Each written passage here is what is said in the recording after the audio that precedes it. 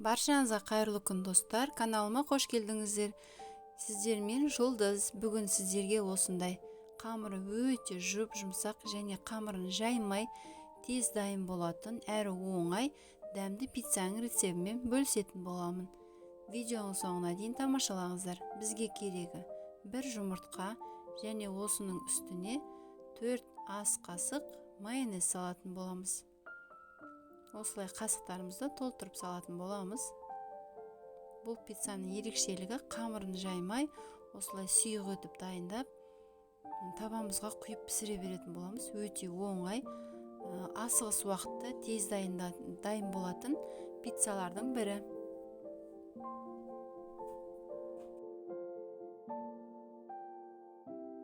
Енді осының үстіне 4 ас қасық қаймақ салатын боламыз. Менде қаймақ, дүкеннің қаймағы. Бұл жерде проценті, пайызы ешқандай маңызы жоқ.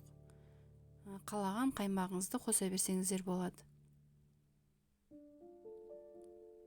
Мінекей 4 ас қасық қаймақты салдым. Енді осының үстіне дәміне қарай тұз саламыз және жақсылап араластыратын боламыз венчигімізбен.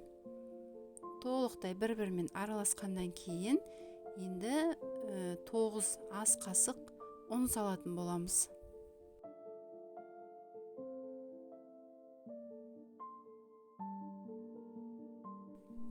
Мінекей қасықты қатты толтырмай, осындай 9 ас қасық ұн салатын боламыз.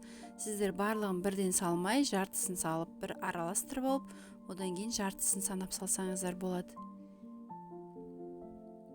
Өйткені ұнның тығызды әркімде әр қалай болады, сондықтан барлығын бірден салсаңыз қатты қою болып қалуы мүмкін. 9 ас қасығымыз ұнымызды салып, жақсылап араластыратын боламыз, ешқандай түйіршік қалмайтындай етіп. Осы қамырды сіз духовкаде де немесе газге қойып, сковородкада пісірсеңіз де болады. Екі жағдайда да өте жақсы дәмді жұмсақ болып шығады. Мен осы қамырды духовкада пісіретін боламын. Духовканың табасында 30 диаметрлік табаның астын жақсылап майлап аламыз. Сұйық маймен осыған құйып, жұқалап, жайып шығатын боламыз толықтай. Құрметті көрермен, менің қазақша каналымдың дамуына үлес қосқыңыз келсе, каналыма подписаться батырмасын басып, өзіңізге тіркеп алыңыз. Және де осы видео ұнаған болса, комментарий және лайктарыңызды баса кетіңіздер. Сіздерге алдын ала рахмет. Мінекей қамырымызды осылай толықтай бірдей етіп, жайып шығатын боламыз табамызға. Осы қамырымызды толықтай бір тегіс етіп жайып шыққаннан кейін бетіне кетчуп жағатын боламыз. Егер де сізде табаңыздың диаметрі кішкентай болатын болса, екіге бөліп жасасаңыздар болады. Менде 30 диаметрлік таба, сондықтан үлкен бір пицца шығатын болады. Осылай толықтай жұқа етіп жайып алдым.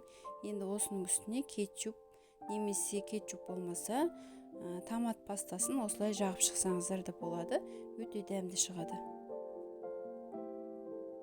Енді салмасын салып бастаймыз. Мен тұздалған қиярды ұсақ етіп турап салатын боламын.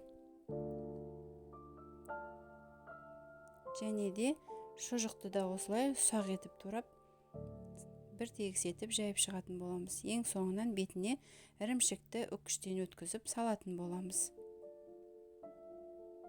Мінекей пиццамыз өте тез әрі оңай дайындалады. Осы пиццамызды 220-240 градуста сарғайып піскенше ұстайтын боламыз. Мінекей пиццамыз пісіп шықты. 10-15 минутта өте тез дайын болады және керемет дәмді болып шықты. Сіздер де пісіріп көріңіздер. Азғандай уақытта тез дайын болатын пиццалардың бірі. Мінекей өте жұмсақ және жұқа болып, қамырын ауызға салсаңыз еритіндей өте дәмді шықты.